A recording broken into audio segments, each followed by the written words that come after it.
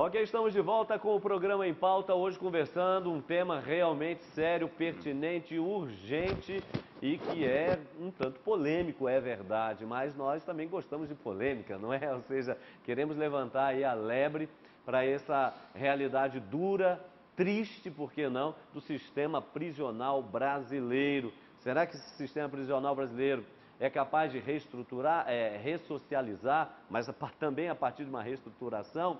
Mas será que isso é só a ponta do iceberg de outros tantos problemas? É o que a gente está verificando no programa dessa noite. Antes de continuarmos a nossa conversa, convidar você sempre para aproveitar aqui a nossa estante e receber essa boa dica. Em primeiro lugar, ética, levantada aí pelo Frei Moço no primeiro bloco, falta ética em várias instâncias, ética, justiça e direito. Já está aqui na sua segunda edição. Reflexões sobre a reforma do judiciário, muito interessante. Os organizadores aqui, o padre José Hernani Pinheiro, José Geraldo de Souza Júnior, Miles Diniz, Plínio de Arruda Sampaio, aqui pela Vozes, mas é uma produção da CNBB, está aí para você, já na segunda edição, Ética, Justiça e Direito. Opa, que melhor, tirando esse brilho. Realmente, se você é um interessado no tema, não pode deixar de ter. Claro, quando nós falamos de sistema prisional, quando falamos da população carcerária, quando falamos do preso propriamente dito, do indivíduo, da pessoa, meu Deus do céu, o que tem de livros escritos por aí não é brincadeira, né? É muita coisa, muita gente refletindo sobre um problema tão sério e urgente como esse. Outro aqui muito interessante, organizado pela Clarissa Nunes Maia, Flávio de Sá Neto, Marcos Costa, Marcos Luiz Bretas, História das Prisões no Brasil, volume 1. História das Prisões no Brasil. Está aí para você uma excelente dica dentro do que nós estamos refletindo nesta noite. Qual tá, a okay? editora? Aqui pela editora Rocco. Sim. Então, não é voz não, viu, Frei? Infelizmente. É bom, mas... sabe por quê? Porque tem gente que pensa, só aparece vozes. Não, é verdade, não, pelo não. contrário. A gente tem aberto e basta que nos envie os livros. Exatamente, o nosso intuito é querer justamente oferecer a você que nos acompanha uma boa reflexão e aí, claro, as colaborações ajudam e ajudam muito, tá ok? Você pode interagir conosco enquanto o programa está sendo veiculado, está chegando até você, vai interagindo aí no nosso Twitter, por exemplo, o meu, PE_Hamilton, e você vai interagindo com a gente nesse programa, cujo tema realmente é muito importante. Já já nós vamos para as ruas, também perguntar às pessoas em relação à melhoria, não é? A melhoria do sistema prisional, mas antes, porém, nós estamos aqui com essas causas interligadas e complexas, e numa indicação de livro, professor, doutor Marcelo, já foi dito, a nossa legislação, que é um outro fator, Sim. E absolutamente fundamental, nós já estamos na hora de passar de fato por uma reforma das leis no que tange a pena, a punição, a repressão, enfim, daquilo que caracteriza a guarda da sociedade e a correta punição aos infratores nos mais variados níveis. Nós estamos em que nível? Já estamos realmente no momento de fazermos reformas nesse sentido? Padre Hamilton, acho que a pergunta do senhor me dá uma oportunidade gigantesca.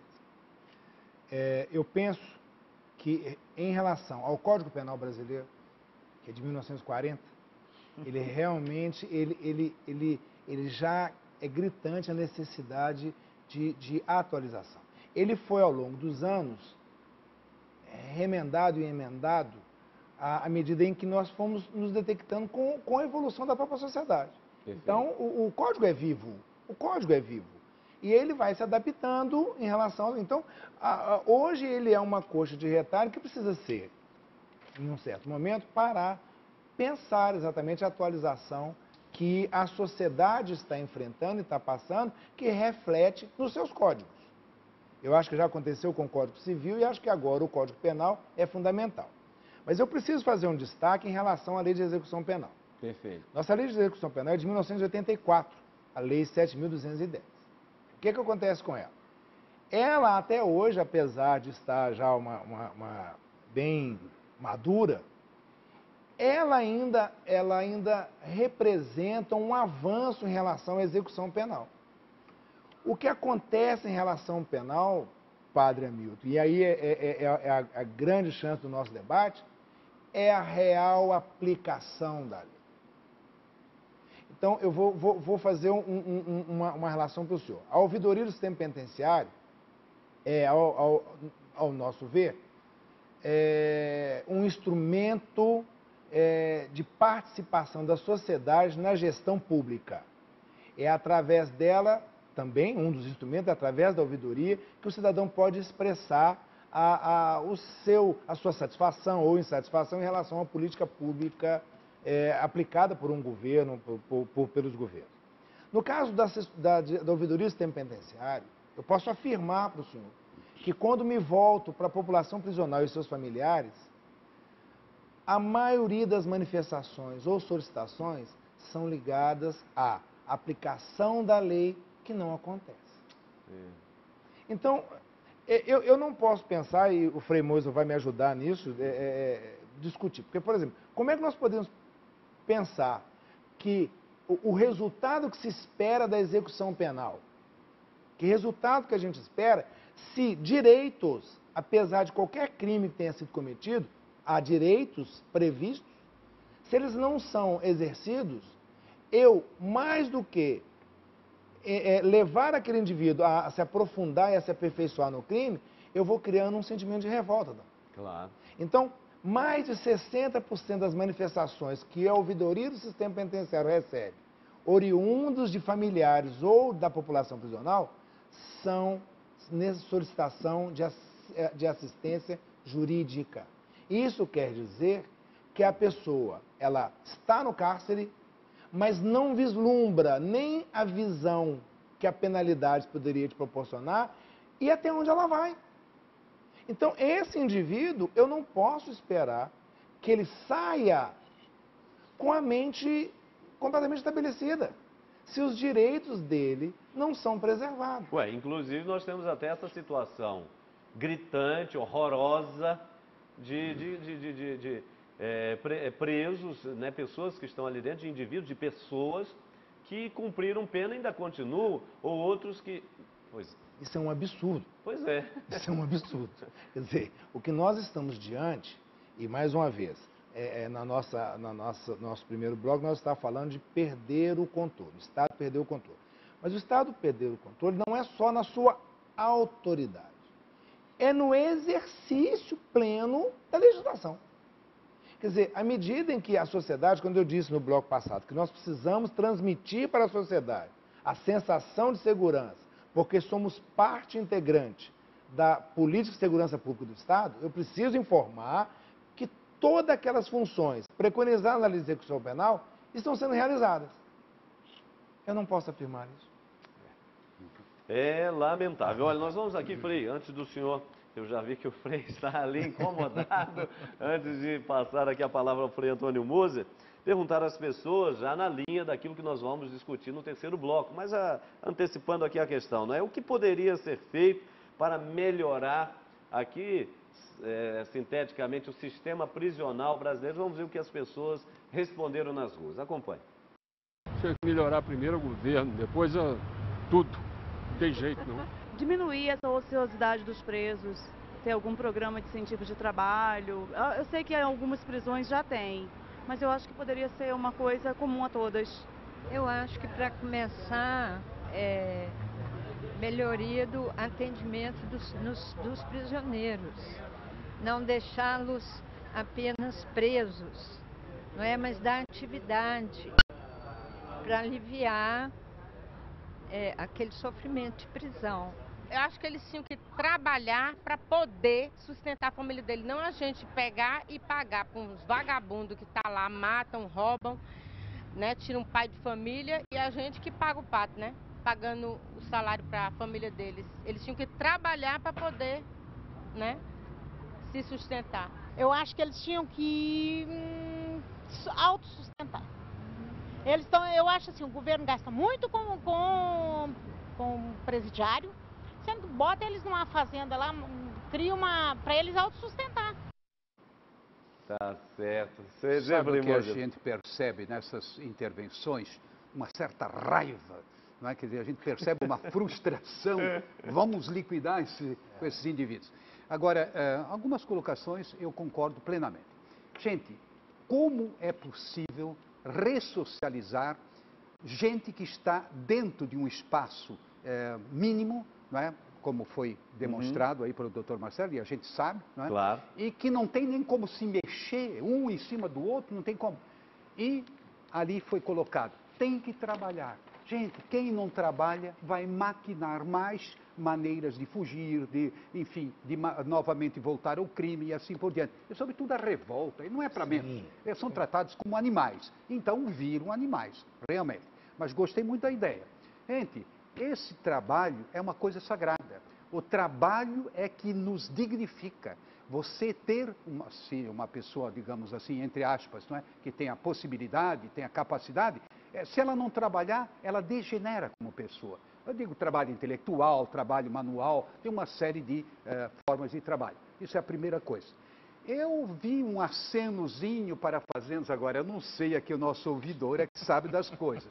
Nós hoje falamos tanto de chip, falamos de reservas, não é? Já que não adianta construir mais cadeias, mais uma, nunca vai ter que chegar, não é? Porque tem mais bandidos fora do que dentro, não é? Da cadeia. Então, eu diria o seguinte, já que falamos tanto de chip, falamos de fazenda, falamos de trabalho, que tal reserva tivesse assim uma espécie de território? Você controla hoje facilmente, né? Claro. Olha, aqui vocês se organizem. Nós apenas mantemos a ordem, tudo bem, tem lá uma força, tudo bem, mas vocês vão trabalhar, vocês vão constituir família aqui dentro, etc. Não tem problema, mas seria um tipo de reserva. É uma ideia meio maluca? É, mas eu não vejo saída para esse sistema de cadeia, grade, não tem saída. Depois, ele tocou já, mas eu queria levar um pouco para frente, e você também levantou a questão. Os prisioneiros provisórios ficam aí, não foram julgados. Parece que nós estamos nos Estados Unidos, não, em Cuba, Guantánamo, mas dos Estados Unidos, que deram esse belíssimo exemplo. Oh. Apanharam lá uma leva, não é, de pessoas lá do Iraque, suspeitas, e não foram julgadas até hoje, ou ao menos não todos. Estão lá. O que se pode esperar de um ser humano como esse? Revolta, mas evidente. Isso é desumano. Mas, tá, nós no fundo imitamos, porque ele acentuou bem, e eu acredito, tem muita gente lá que não teve julgamento, são prisioneiros provisórios. Né? Depois, outros terminaram a sua pena, mas ninguém toma conhecimento, continuam lá. Não é? Outra coisa que eu queria chamar a atenção, essa ressocialização, ela depende também da maneira como essas pessoas são tratadas. Claro que não se trata com pão de ló, não se trata... Não, mas eu diria uma maneira, apesar de ser criminoso, apesar de ter errado, etc., que sempre tenha assistência psicológica, assistência jurídica, assistência religiosa. Exato. Porque senão, não dá, você não vai conseguir nunca. Exato. Você sempre vai ter mais gente para entrar em novas cadeias que vão sendo construídas e nunca vai ter o suficiente. Bom, para terminar, eu apenas diria, nesse contexto, né, aqui da reação da população, eu acho que a maioria pensa exatamente como essas pessoas falaram. Não, vai trabalhar, tem que fazer, tem que ganhar a vida. Por outro lado, não é, chamaram de vagabundos. Nem sempre são vagabundos. Sim, Às claro. vezes faltou oportunidade, faltou aquele berço, não tiveram berço. Só viram crime a vida inteira. E é por isso que a situação é muito mais complexa do que se possa simplesmente nominar. Antes ainda de irmos para o intervalo, o doutor Marcelo, o Frei citou aqui de passagem os Estados Unidos, Guantánamo, etc. Mas, por exemplo, no próprio território americano, existem aquelas cadeias, pelo menos em filmes se verifica isso, aonde se trabalha esse processo de ressocialização, onde o criminoso vai ali com pouca ou muita pena, e se coloca realmente numa possibilidade de trabalho, fazendas, claro, devidamente fechadas, etc. e tal, para diminuir a sua pena, com isso também mantém o próprio sustento. A população não tem que mantê-los, como no caso brasileiro, o tempo todo, quer dizer, eles fazem isso acontecer, e é o trabalho que dignifica a pessoa, que ressocializa, etc. e tal. Por que não se imita isso aqui, por exemplo, no caso de Brasil? Nós temos aqui um exemplo, eu sei, aqui, ali, aqui e ali, pouco. Mas por que isso não se amplia? Qual é o problema, qual é o entrave? Olha, Padre Hamilton, eu acho que eu comecei o programa pensando que eu não ia ter nenhum ponto de discordância com o Frei Moser, mas já encontramos um. Já encontramos um. Eu vou dizer uma coisa para o senhor. Os Estados Unidos hoje é a maior população carcerária do mundo. Perfeito. Há uma diferença muito grande no valor de investimento governamental. Nós não podemos deixar isso, desculpa, Frei, essa sujeira para debaixo do tapete. Nós não podemos deixar, nós precisamos dizer o seguinte: há necessidade de investimento de recursos públicos para uma ação pública. E eu quero contrariar aquela senhora de falar, sabe que nós é que pagamos. Qual que é o primeiro ponto para a gente chegar na fala dela? Quando o Frei fala assim, vamos tentar uma fazenda. Segura aí um pouquinho, tá por favor. Tá bom. Você em casa vai ficar curioso também, mas é por isso que não vai sair daí, que nós já vamos para o nosso segundo intervalo e daqui a pouquinho retornaremos para o terceiro e último bloco, rapidinho. Não saia daí, já já estaremos de volta com o programa em pauta. Minutos só.